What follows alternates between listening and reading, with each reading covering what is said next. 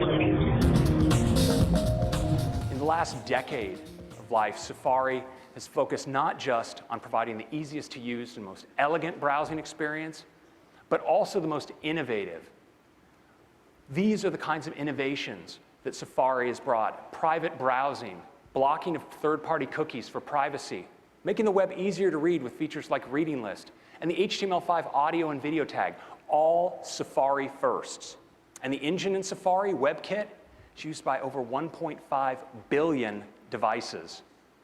Well, in Mountain Lion, we're making Safari even better. We have a great, clean new homepage with top sites. From there, you can get at a great sidebar where you have access to all of your bookmarks, and you can browse right from your bookmarks. And in that sidebar, we also have Reading List, where now you can continuously scroll through your articles, moving from article to article without ever having to click. And a great new feature called Shared Links, where you see all of the links shared by people you're following on Twitter and LinkedIn. You can browse them right here.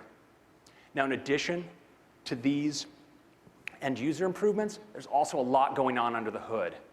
Big improvements to JavaScript, a full process per tab architecture, and memory efficiency improvements with shared memory resource cache, and a whole bunch of big power savings as well. Safari uses way less energy than Chrome, and when you compare to Firefox, it's just kind of sad. So that's Safari. I'd love to give you a demo of some of our advanced technologies in Safari right now.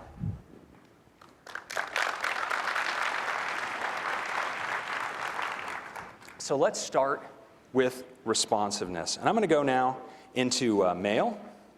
And so here we have a mailbox with about 100,000 messages in your inbox. And I just want to show you how you scroll now with that accelerated scrolling.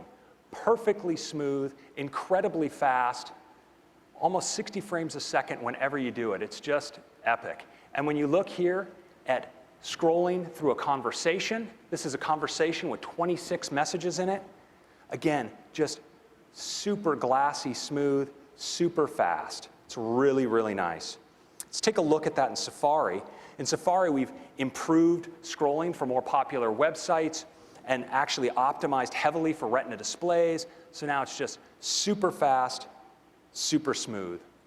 Now let's take a look at power. Yeah, there's a fan of smooth scrolling right there in the front. I'm a fan of smooth scrolling as well.